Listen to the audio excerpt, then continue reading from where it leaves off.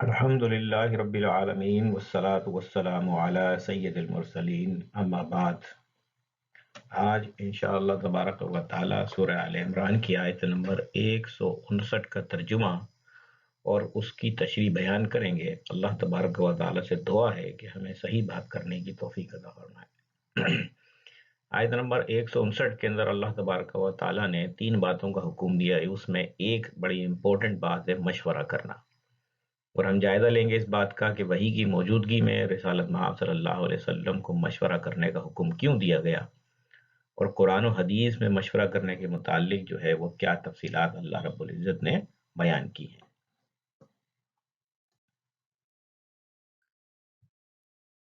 अल्लाह ताला ने आयत नंबर 159 में इरशाद फरमाया, फबिमा रहमतम मिनल्लाहि लिंता लहुम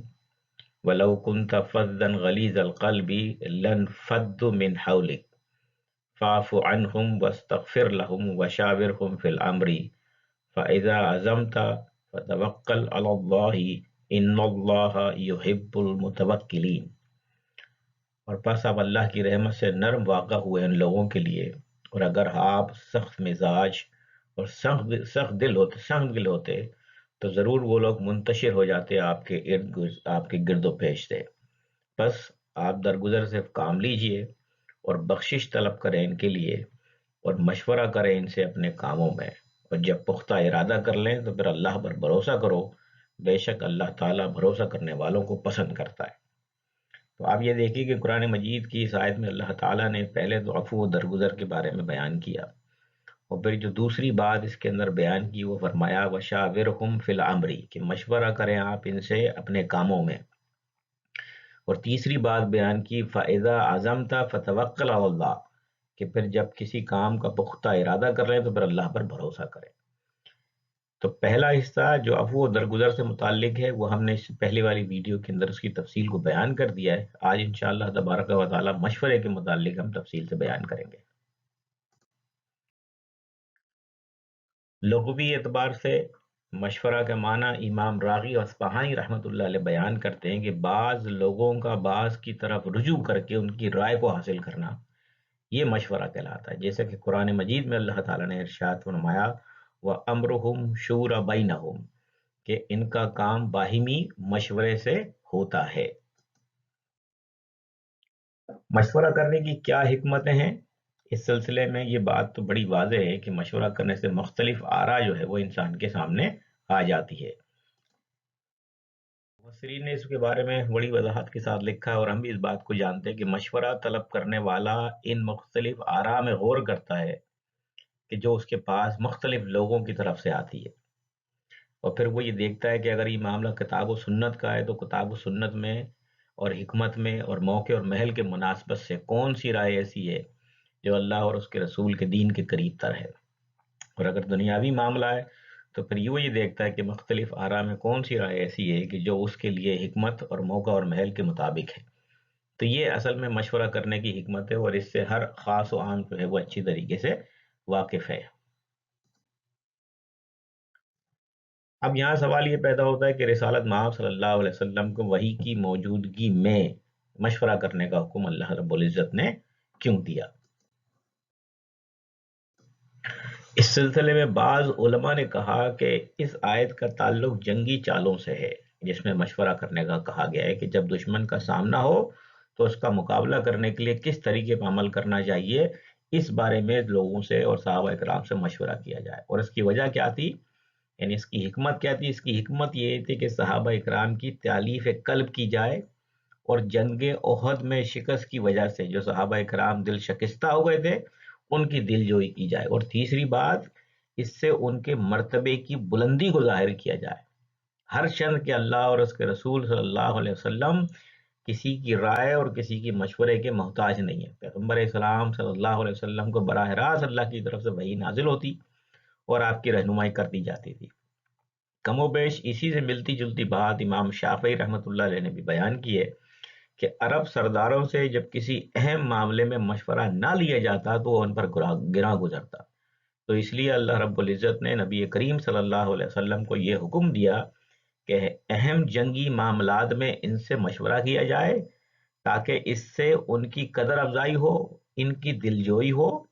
اور اس کے علاوہ جو صحابہ کرام دل شکستہ ہو گئے تھے ان کی تالیف قلب بھی ہو سکے۔ تو یہ حکمتیں تھیں مشورہ کرنے کی جو حضور علیہ الصلوۃ والسلام کو دی گئی۔ اس کے بعد کم و بیش اسی طرح کی بات حسن بصری رحمۃ اللہ تعالی علیہ سے منقول ہے کہ جن معاملات میں اللہ نے نبی کریم صلی اللہ علیہ وسلم پر وحی نازل کی نہیں کی، ان میں آپ کو اپنے اصحاب سے مشورہ کرنے کا حکم دیا۔ اس وجہ سے نہیں کہ اللہ اور اس کے رسول کو ان کے مشورے کی حاجت ہے، بلکہ اس لیے کہ ان کو مشورے کی تعلیم دی جائے،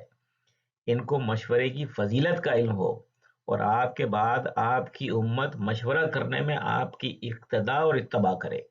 یہ حسن بصری رحمۃ اللہ تعالی علیہ کا اس آیت کے تحت قول ہے جو قاری غلام رسول سعیدی صاحب نے تبیان القرآن میں بیان کیا۔ اسی طریقے سے امام جلال الدین سیوطی رحمۃ اللہ علیہ نے اس سلسلے میں دو دوسرے قول نقل کیے ہیں کہ حسن بصری کا یہ ایک اور قول نقل کیا اس آیت کی تفسیر کے تحت کہ اللہ تعالیٰ کو علم تھا کہ حضور صلی اللہ علیہ وسلم کو صحابہ سے مشورہ کرنے کی کوئی ضرورت نہیں، لیکن یہ ارادہ فرمایا کہ بعد والوں کے لیے سنت قائم ہو جائے۔ یعنی اس آیت کے تحت کہ وَشَاوِرْهُمْ فِي الْأَمْرِ، یہ حکم پیغمبر اسلام صلی اللہ علیہ وسلم کو اس لیے دیا تاکہ بعد والے لوگ آپ کی اس سنت پر عمل کریں، کیونکہ ظاہر ہے کہ دنیا کو چلنا ہے اور نبوت کا سلسلہ وحی کا سلسلہ ختم ہو جانا ہے، لہذا اس سنت کو قائم کیا جائے اور لوگ اپنے معاملات کو، خواہ وہ انتظامی معاملات ہوں، حکومتی معاملات ہوں یا دینی معاملات ہوں، ان تمام معاملات میں جو ہے وہ ایک دوسرے سے مشورہ کریں۔ اسی طریقے سے حضرت قتادہ رضی اللہ تعالیٰ عنہ کو یہ قول امام جلال الدین سیوطی نے نقل کیا ہے کہ اپنے نبی کو حکم ارشاد فرمایا کہ اپنے صحابہ سے مشورہ کریں جبکہ آپ کے پاس آسمان سے وحی آتی تھی، کیونکہ مشورہ لوگوں کے لیے اطمینان کا باعث ہوتا ہے، کیونکہ جب لوگ ایک دوسرے سے مشورہ کرتے ہیں اور اس مشورے سے اللہ کی رضا کے طالب ہوتے ہیں تو اللہ تبارک و تعالی ہدایت پر انہیں پختہ کر دیتا ہے۔ تو یہ مشورے کے متعلق پانچویں حکمت ہے جو امام جلال الدین سیوطی رحمۃ اللہ علیہ نے بیان کی۔ اس کے بعد حضرت عبداللہ ابن عباس رضی اللہ تعالیٰ عنہ کا قول بھی امام جلال الدین سیوطی نے بیان کیا کہ جب یہ آیت کا حکم نازل ہوا تو رسالت مآب صلی اللہ علیہ وسلم نے فرمایا کہ اللہ تعالیٰ اور اس کا رسول اس سے غنی ہیں، ٹھیک ہے نا، یعنی اس سے غنی ہے، ان کو ضرورت نہیں ہے اس کی، لیکن اللہ نے مشورہ میری امت کے لیے رحمت بنا دیا ہے۔ تو جو آدمی مشورہ کرتا ہے وہ ہدایت سے محروم نہیں ہوتا، اور جو اسے ترک کرتا ہے وہ گمراہی سے نہیں بچ سکتا۔ تو ظاہر ہے کہ جب انسان اپنی رائے کو بالکل برحق، صحیح اور ہمیشہ صحیح اور ٹھیک سمجھے گا تو اس کے لیے غلطی کے چانسز ان کی نسبت زیادہ ہیں جو ساتھ میں بیٹھ کے اور مشورہ کر کے کام کرتے ہیں اور لوگوں کے تجربات سے فائدہ اٹھاتے ہیں، لوگوں کے علم سے فائدہ اٹھاتے ہیں۔ تو پیغمبر اسلام صلی اللہ علیہ وسلم کو بھی جو ہے وحی کے باوجود جو مشورے کا حکم دیا اس کی جو حکمت تھی وہ اس کی یہ حکمتیں تھیں جو ہم نے آپ کے سامنے بیان کی۔ قرآن مجید کے اندر بھی مشورے کا حکم اللہ رب العزت نے دو آیت کے اندر بیان کیا ہے۔ ایک آیت تو یہ ہے جو ہم نے ابھی پڑھی سورہ آل عمران کی آیت نمبر 159 وَشَاوِرْهُمْ فِي الْأَمْرِ کہ مختلف امور میں ان سے مشورہ کر لیجئے، اور اس کے علاوہ سورہ شورى کی آیت نمبر 38 میں بھی اللہ تعالیٰ نے ارشاد فرمایا کہ وَالَّذِينَ اسْتَجَابُوا لِرَبِّهِمْ وَأَقَامُوا الصَّلَاةَ وَأَمْرُهُمْ شُورَى بَيْنَهُمْ وَمِمَّا رَزَقْنَاهُمْ يُنْفِقُونَ، اور جنہوں نے اپنے رب کا حکم مانا اور نماز قائم کی اور ان کا کام مشورہ کر لینا ہے آپس میں، اور جو روزی ہم نے دی اس سے خرچ کرتے ہیں وہ اللہ کی راہ میں۔ تو یہاں بھی دیکھیے کہ اللہ رب العزت نے مشورے کا حکم دیا کہ آپس میں مشورہ کر کے اپنے کاموں کو چلاؤ، اپنے معاملات کو چلاؤ۔ اب ہم دیکھیں گے کہ احادیث میں رسالت مآب صلی اللہ علیہ وسلم نے مشورے کے متعلق کیا ارشاد فرمایا۔ یہ حدیث امام ابو داؤد نے بیان کی، حضور نبی کریم علیہ السلام نے ارشاد فرمایا کہ جس نے اپنے بھائی کو ایسے کام کا مشورہ دیا ہے جس کے بارے میں وہ جانتا ہے کہ فائدہ اس کے غیر میں ہے تو اس نے گویا خیانت کی۔ یعنی مشورہ دینا اور صحیح مشورہ دینا یہ امانت داری کا کام ہے، یہ امانت کو واپس کر دینے کا کام ہے، یہ امانت دار شخص کا کام ہے، اور اگر کسی نے اپنے بھائی کو مشورہ مانگنے پر غلط مشورہ دیا تو گویا ایسا ہے کہ جیسے اس نے خیانت کی. تو اس لیے مشورہ دینے میں خواہ وہ دینی معاملہ ہو یا غیر دینی معاملہ ہو یا دنیاوی معاملہ ہو، جب کوئی آپ سے مشورہ مانگے تو مشورہ صرف اسی وقت دیا جائے کہ جب ہمیں اس بات کا پتہ ہو، اور دوسری بات کہ وہ مشورہ دیا جائے جو خود ہم اپنے لیے صحیح سمجھتے ہوں. اور اگر ہم نے ایسا نہ کیا تو پھر یوں سمجھ لیجئے کہ جیسے ہم نے امانت میں خیانت کی. اسی طریقے سے حضور علیہ الصلوۃ والسلام نے ارشاد فرمایا، حضرت عبداللہ ابن عمر اس حدیث کے راوی ہیں کہ حضور علیہ الصلوۃ والسلام نے ارشاد فرمایا، یعنی عورتوں کو کہا کہ عورتوں سے ان کی بیٹیوں کے متعلق مشورہ کر لیا کرو، کیونکہ آپ یہ بات جانتے ہیں کہ عورت کے معاملات، بچیوں کے معاملات جو ہے ان کی مائیں سمجھتی ہیں. لہذا آدمیوں کو یہ حکم دیا گیا کہ عورتوں کے معاملات، بیٹیوں کے معاملات، عورتوں کی بیٹیوں کے معاملات میں ان عورتوں سے یعنی اپنی بیویوں سے مشورہ طلب کر لیا کرو، یعنی اپنی مرضی سے فیصلہ نہ کرو بلکہ ان سے مشورہ کرو، اور مشورہ کرنے کے بعد ان کے مستقبل کا جو ہے وہ فیصلہ کرو.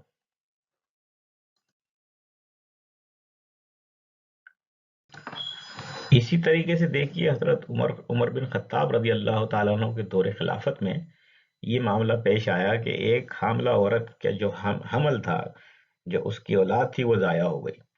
تو اس نے دیت کا مطالبہ کیا. تو صحابہ کرام بیٹھے ہوئے تھے، حضرت عمر فاروق رضی اللہ تعالیٰ نے مشورہ دیا کہ اس عورت کا جو بچہ ضائع ہوا اس کی دیت کیا ہے. تو مغیرہ بن شعبہ نے کہا کہ میں نے رسالت مآب صلی اللہ علیہ وسلم کے پاس حاضر تھا، اور آپ نے اس طرح کے معاملات میں جو دیت مقرر کی وہ ایک غلام اور یا ایک باندھی تھی. تو حضرت عمر رضی اللہ تعالیٰ نے گواہی طلب کرنے کے بعد اس حکم کو جاری کر دیا. تو آپ دیکھیے کہ آپ حالانکہ حکیم وقت تھے، امیر المومنین تھے، لیکن اس کے باوجود آپ نے جو ہے وہ لوگوں سے مشورہ طلب کیا، اور مشورہ طلب کرنے کے بعد اس معاملے کا فیصلہ کیا. اسی طریقے سے یہ روایت حضرت انس بن مالک رضی اللہ تعالیٰ عنہ سے ہے کہ نبی کریم علیہ الصلوۃ والسلام کے پاس ایک آدمی لایا گیا جس نے انگور کی شراب پی تھی. آپ صلی اللہ علیہ وسلم نے بطور حد اس کو 2 چھڑیوں سے 40 دفعہ جو ہے وہ مارنے کا حکم دیا. پھر یہ حکم حضرت ابو بکر صدیق رضی اللہ تعالیٰ عنہ کے دور میں جاری رہا. جب حضرت عمر فاروق رضی اللہ تعالیٰ عنہ کا زمانہ آیا تو ظاہر ہے کہ یہ حکومت شام سے لے کے کوفہ تک اور بصرہ تک پھیلی ہوئی تھی. تو یہ ایک بڑی سلطنت ہو گئی تھی اور دور دراز علاقوں تک حضرت عمر فاروق رضی اللہ تعالیٰ عنہ کی حکومت پھیل گئی تھی. تو پھر آپ نے مشورہ دیا کہ اس سزا کے متعلق کیا فیصلہ کیا جائے. تو حضرت عبد الرحمن بن عوف رضی اللہ تعالیٰ نے مشورہ دیا کہ کم از کم اس کی سزا 80 کوڑے مقرر کر دی جائے. تو حضرت عمر رضی اللہ تعالیٰ نے اس پر مشورے کو مانا اور اس حکم کو جاری کر دیا. تو یہ کام بھی حضرت عمر فاروق رضی اللہ تعالیٰ عنہ نے صحابہ کرام کے مشورے سے کیا. اور آپ یہ دیکھ سکتے ہیں کہ 2 چھڑیوں سے 40 دفعہ مارا جائے یا ایک چھڑی سے 80 دفعہ مارا جائے، یہ دونوں صورتیں جو ہیں وہ برابر بنتی ہیں، اور اسی وجہ سے آپ نے اس حکم کو رائج کر دیا اور اس کو نافذ کر دیا.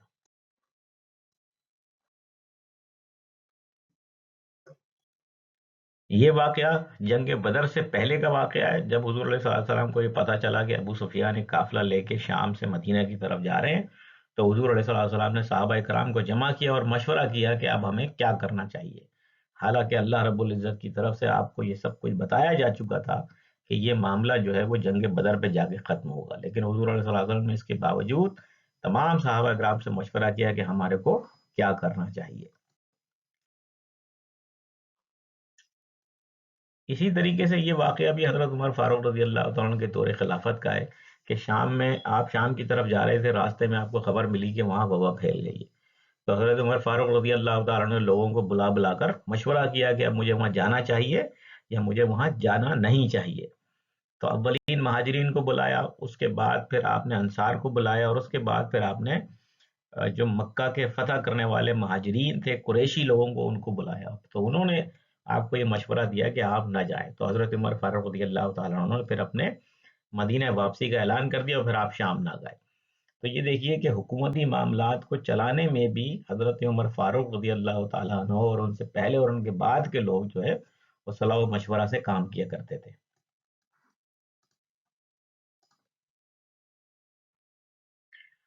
اس کے بعد یہ ایک معاملہ اس وقت کا ہے جب حضرت عائشہ رضی اللہ تعالیٰ عنہ پر تہمت لگائی گئی. تو رسالت مآب صلی اللہ علیہ وسلم نے حضرت علی رضی اللہ تعالیٰ عنہ اور حضرت اسامہ بن زید رضی اللہ تعالیٰ عنہ سے اس معاملے میں مشورہ طلب کیا، حالانکہ آپ کو معلوم تھا کہ یہ سب کچھ جھوٹ ہے اور اللہ رب العزت نے آپ کو بتا دیا تھا، لیکن آپ نے لوگوں کو تعلیم دینے کے لیے اور لوگوں کو بتانے کے لیے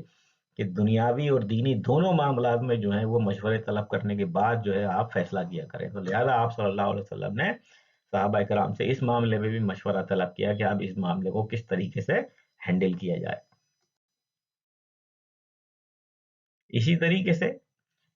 یہ بات امام مسلم رحمۃ اللہ علیہ نے بیان کی ہے کہ حضرت ابن عباس رضی اللہ تعالیٰ نے کہا کہ جب قیدیوں کو گرفتار کر لیا گیا، یعنی وہ جو جنگ بدر کے بعد حاضر ہوئے تھے، تو پھر حضور صلی اللہ علیہ وسلم نے جو ہے وہ مشورہ طلب کیا کہ ان کے ساتھ کیا کیا جائے،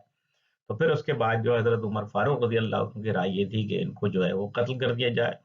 اور حضرت ابو بکر صدیق رضی اللہ عنہ نے یہ مشورہ دیا کہ ان سے فدیہ لے کر اور ان کو آزاد کر دیا جائے، اور پھر بعد میں رسالت میں آپ صلی اللہ علیہ وسلم نے اسی کے مطابق فیصلہ کیا۔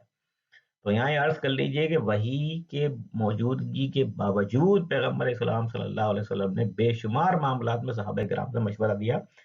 اس کی وجہ صرف یہی ہے کہ آپ اپنے جانے کے بعد، دنیا سے رخصت ہونے کے بعد،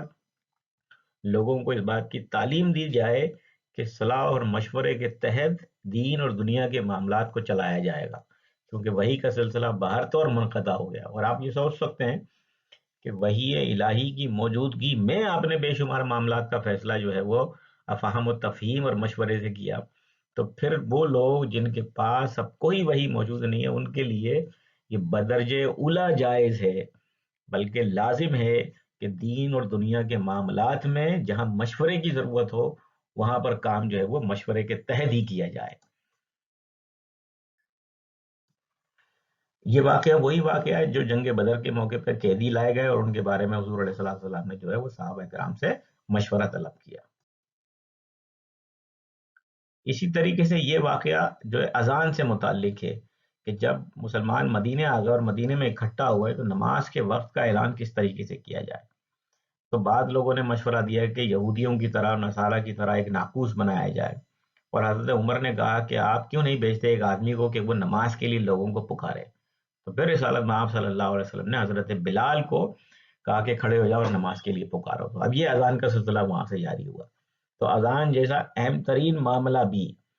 وحی کی موجودگی کے باوجود حضور علیہ السلام نے صحابہ کرام سے اس بارے میں جو ہے وہ مشورہ طلب کیا۔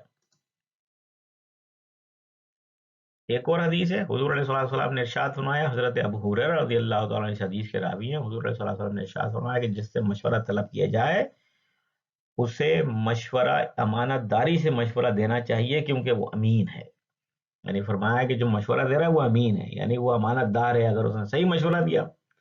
اور وہ امانت دار نہیں ہوگا اگر اس نے غلط مشورہ دیا، جیسا کہ اس سے پہلے والی حدیث میں کم و بیش اسی سے ملتا جلتا جو ہے وہ مضمون بیان کیا گیا ہے۔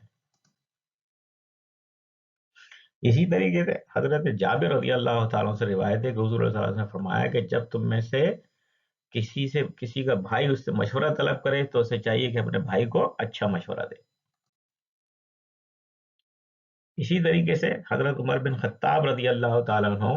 کا یہ واقعہ ہے کہ جس وقت آپ کے انتقال کا وقت قریب آیا تو پھر آپ نے لوگوں کو جمع کیا اور کہا کہ میری موت جلد آ جائے گی،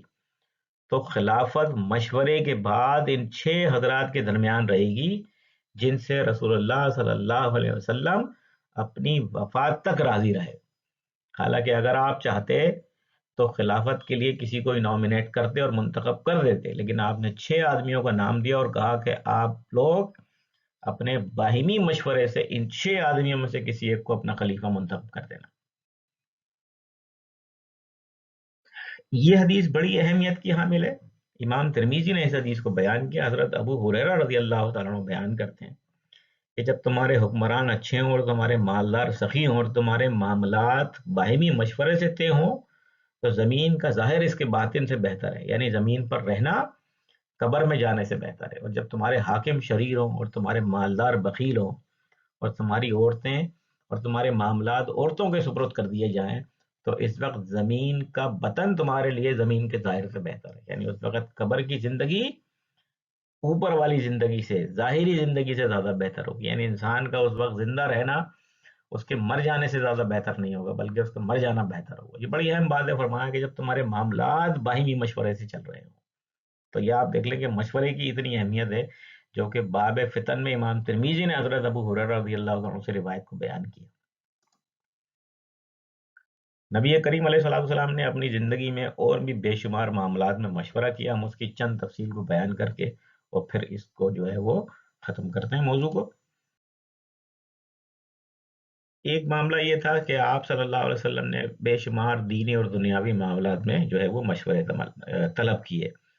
دینی امور کی مثال یہ ہے کہ آپ نے اپنے حساب سے مشورہ کرنے کے بعد اذان کا طریقہ کار مقرر کیا، اور دنیاوی امور یہ ہے کہ آپ نے جنگ بدر میں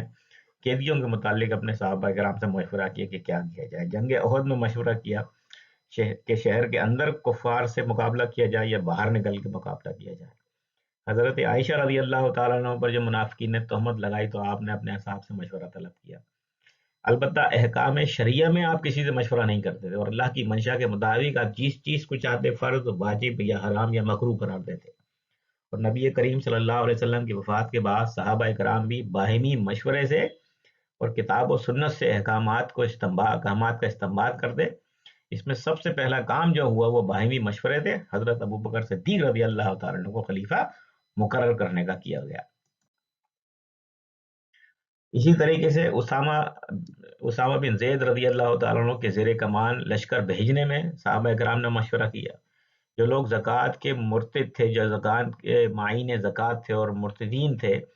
ان سے مشورہ کرنے کے بعد ان سے جو ہے وہ جنگ کی گئی، اور حضرت بکر صدیق رضی اللہ عنہ کی رائے سے سارے صحابہ کرام نے اتفاق کر لیا۔ اسی طریقے سے قرآن مجید کو ایک مصحف میں جمع کرنے کے متعلق مشورہ کیا گیا، اور اس میں حضرت عمر کی رائے سے جو ہے وہ لوگوں نے اتفاق کیا۔ اسی طرح انگور کی شراب کی حد 80 کوڑل مقرر کی گئی، اور حضرت علی کی رائے سے اتفاق کر لیا گیا۔ اسی طرح قرآن مجید کو 7 لغت پر پڑھنے کی اجازت دی، اور ناواقف نو مسلم ایک دوسرے کی گرد پہ جب اعتراض کرنے لگے تو پھر حضرت حذیفہ بن یمان کے مشورے سے قرآن مجید کو صرف لغت قریش پر باقی رکھا گیا، اور باقی تمام لغات کو جو ہے وہ ختم کر دیا گیا۔ تو یہ دیکھیے کہ زندگی میں رسالت محمد صلی اللہ علیہ وسلم کے سامنے آپ مشورے سے کام کیا کرتے تھے، اور آپ کے بعد صحابہ کرام بھی جو ہے وہ اپنے معاملات مشورے سے طے کیا کرتے تھے، کیونکہ مشورے کے اندر جو ہے وہ اصل میں حکمت موجود ہے۔ اللہ تعالیٰ سے دعا ہے کہ وہ ہم سب پر اپنا رحم و کرم فرمائے، اور جو کچھ پڑھا گیا سنا گیا اس پر عمل کرنے کی اور اس کو آگے بڑھانے کی توفیق عطا فرمائے۔ وما علینا الا البلاغ۔